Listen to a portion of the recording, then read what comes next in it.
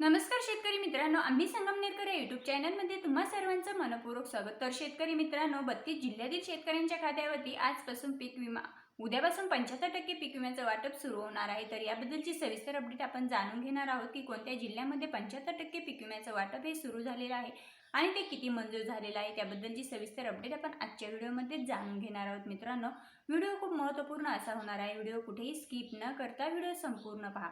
तर शेतकरी मित्रांनो, आता पंतप्रधान खरीप पीक विमा योजनेअंतर्गत 21 दिवसांचा पावसाचा खंड लागू पडल्यामुळे किंवा लागू झाल्यानंतर नुकसान भरपाई पोटी एकूण दिल्या जाणाऱ्या रकमेच्या 25% अग्रिम देण्यासाठी पीक विमा कंपन्या तयार झालेल्या आहेत। मित्रांनो, आता ज्यावेळेस पंतप्रधान खरीप पीक विमा योजना म्हणजे ज्या जिल्ह्यामध्ये 21 दिवसापेक्षाही जास्त पावसाचा खंड पडत असतो तर त्या ठिकाणी 25% अग्रिमचा पीक विमा हा त्या शेतकरी बांधवांना दिला जातो आणि यासाठी पीक विमा कंपन्याही तयार झालेल्या आहेत। त्यानुसार राज्यातील आता 16 जिल्ह्यांमध्ये सुमारे 27 लाख शेतकऱ्यांना 1352 कोटी रुपये देण्यात येणार आहे। मित्रांनो, आता संपूर्ण राज्याचा जर आपण विचार केला तर राज्यातील 16 जिल्ह्यांमधील सुमारे 27 लाख शेतकरी बांधवांना 1352 कोटी रुपयांचा निधी हा देण्यात येणार आहे किंवा मंजूर करण्यात आलेला आहे। तर जिल्ह्यांमध्ये अद्याप पीक विमा कंपन्यांनी रकमेबाबत निर्णय न घेतल्याने आता वेळ कृषी सचिव या कंपन्यांशी बोलत आहेत। तर मित्रांनो, आता 28 जिल्ह्यांमधील पावसाचा खंड हा 21 दिवसांपेक्षाही जास्त झाल्यामुळे पीक उत्पादनात 50%पेक्षाही जास्त घट आलेली आहे। कारण ज्यावेळेस 21 दिवसांपेक्षाही जास्त पावसाचा खंड पडतो त्यावेळेस शेतकरी बांधवांच्या पिकांचं मोठ्या प्रमाणावरती नुकसान होत असतं आणि त्याचमुळे त्या शेतकरी बांधवांचं 50%पेक्षाही जास्त उत्पन्नामध्ये घट येत असते। तर मित्रांनो, आता बुलढाणा जिल्हा असेल, बीड जिल्हा असेल, तर या बुलढाणा आणि बीड जिल्ह्यामधील अधिसूचना या मान्य करून संबंधित विमा कंपन्यांनी सुद्धा अग्रिमची पीक विमा रक्कम देण्यास मान्यता दिली आहे। परंतु वाशिम जिल्ह्याबाबत संभ्रम कायमच आहे। तर आता नाशिक जिल्हा असेल, जळगाव जिल्हा असेल, सोलापूर जिल्हा असेल, सातारा असेल, परभणी, नागपूर, कोल्हापूर, जालना, छत्रपती संभाजीनगर, सांगली, बुलढाणा, नंदुरबार, धुळे आणि धाराशिव ही जी काही जिल्हे आहेत तर या जिल्ह्यांमध्ये अग्रिमचा 75% पीक विमा जो आहे तर तो मंजूर झालेला आहे आणि त्याचं वाटप शेतकरी बांधवांच्या खात्यामध्ये लवकरात लवकर होणार आहे। मित्रांनो, आता कोल्हापूर, परभणी, सांगली, बुलढाणा, जालना आणि नागपूर ही जी काही 5 ते 6 जिल्हे आहेत तर या जिल्ह्यांमध्ये विमा कंपन्यांनी कुठल्याही प्रकारचा आक्षेप हा घेतलेला नाही। त्यानंतर नगर जिल्हा असेल, धाराशिव जिल्हा असेल, छत्रपती संभाजीनगर असेल, अकोला असेल, अमरावती असेल, नाशिक असेल, जळगाव असेल, कोल्हापूर असेल, सातारा असेल आणि अकोला असेल ही जी काही जिल्हे आहेत तर या जिल्ह्यांमध्ये अग्रिमचा 75% पीक विमा देण्यासाठी पीक विमा कंपन्यांनी आक्षेप घेतलेला आहे। म्हणजेच पीक विमा कंपन्यांनी यामध्ये प्रश्न उठवलेले आहेत। तर शेतकरी मित्रांनो, आपल्याला शेतकरी बांधवांना जो पीक विमा मिळत असतो तर तो पीक विमा कंपन्यांमार्फत मिळत असतो।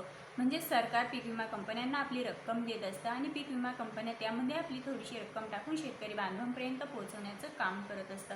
तर यामध्ये पीक विमा कंपन्याही त्यांचे आक्षेप घेत असतात। म्हणजे त्यांचाही अभ्यास असतो की कोणत्या जिल्ह्यामध्ये किती पीक विमा वाटप द्यायचं आहे हे पीक विमा कंपन्या यामध्ये सुद्धा आक्षेप घेऊ शकतात। म्हणजे त्यांचाही निर्णय यामध्ये महत्त्वाचा असतो। तर काही जिल्ह्यांमध्ये आता पीक विमा कंपन्यांनी 75% अग्रिमची पीक विमा रक्कम देण्यास आक्षेप घेतलेला आहे तर काही जिल्ह्यांमध्ये कुठल्याही प्रकारचा आक्षेप न घेता पीक विमा कंपन्यांनी 75% पीक विमा देण्यास मान्यता देण्यात आलेली आहे। तर शेतकरी मित्रांनो, आपण सविस्तर माहिती जाणून घेतलेली आहे। मित्रांनो, व्हिडिओमध्ये आपण आजच्या व्हिडिओमध्ये 75% पीक विम्याबद्दलची सविस्तर अपडेट जाणून घेतलेली आहे। तर व्हिडिओ आवश्यक वाटल्यास आपल्या इतरही शेतकरी बांधवांपर्यंत नक्कीच पोहोचवा।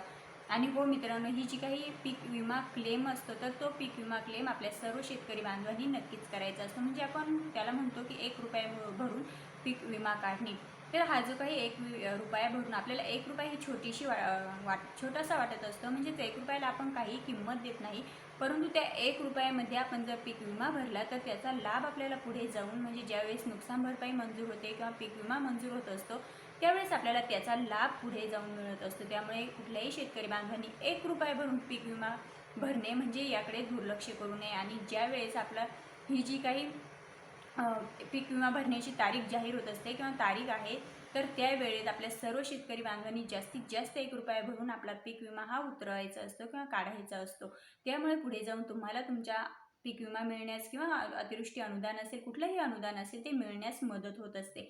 तर शेतकरी मित्रांनो, आणि सर्वात महत्त्वाचं म्हणजे तुम्हाला तुमची KYC सुद्धा कंप्लीट करणं गरजेचं असतं। आपलं बँक खातं हे आपल्या आधारला नेहमी लिंक असायला हवं, कारण आपल्याला कुठल्याही शासकीय योजनांचा जर लाभ घ्यायचा असेल तर तो आपल्याला डायरेक्ट DBTद्वारे मिळत असतो. त्यामुळे आपलं KYC ही कायमच कंप्लीट असली पाहिजे. शेतकरी मित्रांनो, ही 2 महत्त्वाची कामे तुम्हाला करायची आहे की आपलं KYC ही कंप्लीट असायला हवी आणि आपण जेव्हा वेळेस आपल्या ₹1 पीक विमा भरायचा असतो, म्हणजे जी तारीख दिलेली असते त्या तारखेमध्ये आपल्याला कुठल्याही परिस्थितीमध्ये आपल्या शेतीचा पीक पाहणी करणे किंवा आपल्या शेतीचा पीक विमा हा क्लेम उतरवणं हे खूप गरजेचं असतं. आणि ज्या शेतकरी बांधवांना यावर्षी लाभ भेटलेला नाही, म्हणजे त्यांनी पीक विमाच उतरवलेला नव्हता, अशा शेतकरी बांधवांना लाभ भेटलेला नाही, तर त्या शेतकरी बांधवांनी येणाऱ्या पुढील काळामध्ये जेव्हा ₹1 भरून आपल्याला पीक विमा उतरवायचा असतो किंवा भरायचा असतो, आपल्या शेती पिकाची पीक पाहणी करायची असते, त्यावेळेस कुठलाही विलंब न करता आपली प्रक्रिया ही पूर्ण करायची आहे, जेणेकरून तुम्हाला पुढे जाऊन तुमचा पीक विमा असेल, नुकसान भरपाई असेल, अतिवृष्टी अनुदान असेल, कुठलंही अनुदान असो, तुम्हाला तुमचं अनुदान हे तुमच्या खात्यावरती जमा होईल. आणि यासाठी तुमचं आधार ही बँकेला लिंक असणंही तेवढंच गरजेचं आहे.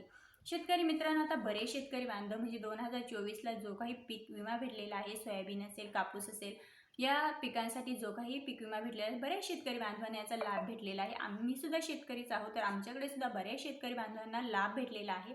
परंतु काही शेतकरी बांधवांना याचा लाभ भेटलेला नाही, कारण त्यांनी त्यांची KYC कंप्लीट केलेली नसेल किंवा त्यांनी त्यांचा पीक विमाच भरलेला नाही किंवा त्यांच्या 7/12वरती सुद्धा कापूस सोयाबीनची नोंद नाही आणि त्यानंतर त्यांची पीक पाहणी देखील पूर्ण नाही. म्हणजेच शेतकरी बांधव या छोट्या छोट्या गोष्टींकडे दुर्लक्ष करत असतात आणि त्याचा दुरुपयोग तुम्हाला पुढे पाहायला मिळत असतो, म्हणजे त्याचे दुष्परिणाम तुम्हालाच पाहायला मिळतात. मला तर मित्रांनो, आता माहीत आहे की या पीक विम्याने, म्हणजे ही जी काही 25% असेल, 75% असेल पीक विमा आपल्याला शेतकरी बांधवांना दिला जातो सरकारकडनं, तर त्या रकमेमध्ये काहीच होत नाही. परंतु मित्रांनो, आपल्याला जरी आपलं काही होत नसलं, आपल्या शेतीला खर्च हा भरपूर येत असतो, कारण आपण साधं बियाणे घ्यायला गेलो, साधं एक औषधं घ्यायला गेलो, तरीसुद्धा 2, 3, 4 हजाराच्या पुढेच औषध आपल्याला मिळत असतात. त्यामुळे कीटकनाशक असेल, कुठलंही औषध असेल किंवा खते असतील, तर यांची किंमत एवढी वाढलेली आहे की हा जो काही पीक विमा आपल्याला मिळत आहे किंवा दिला जातो, अतिवृष्टी नुकसान भरपाई दिली जाते हेक्टरी ₹5,000, तर यामध्ये काहीच होत नाही आहे. परंतु मित्रांनो, आपलं जे काही नुकसान झालेलं असतं, तर ते नुकसान तर आपण भरून काढूच शकत नाही, परंतु त्यासाठी थोडासा केव्हा ना आपल्याला हातभार लागण्यासाठी हा जो काही पीक विमा सरकारकडून मिळत असतो, तर तो आपल्याला त्याचा लाभ घ्यावाच लागतो. आणि त्यासाठी तुम्हाला तुमची 2 ते 3 कामे ही खूप गरजेची असतात. KYC असेल, पीक पाहणी असेल किंवा तुम्ही तुमच्या ₹1 भरून क्लेम केलेला असेल, या 2-3 गोष्टी ज्या आहेत तर त्या तुम्ही तुमच्या नेहमी सातत्याने पूर्णच ठेवायच्या आहे, जेणेकरून तुम्हाला उद्या कुठल्याही पिकाचा अनुदान असेल, लाभ असेल, अतिवृष्टी अनुदान असेल, नुकसान भरपाई असेल, पीक विमा असेल, या गोष्टी मिळण्यासाठी कुठल्याही प्रकारची अडचण येणार नाही आणि थोडासा जास्त हातभार लागत नाही. मला माहीत आहे की या पीक विमा असेल, नुकसान भरपाई असेल, याची जी काही रक्कम आपल्याला मिळते त्या रकमेमध्ये काहीच होत नाही, परंतु थोडासा हातभार आपल्याला लागू शकतो आणि त्याचमुळे तुम्हाला मी जी काही कामे सांगितली आहे ती कंप्लीट ठेवत जा. तर मित्रांनो, पुन्हा भेटूया अशाच नवनवीन आणि महत्त्वपूर्ण माहितींसोबत. तोपर्यंत जय हिंद, जय महाराष्ट्र.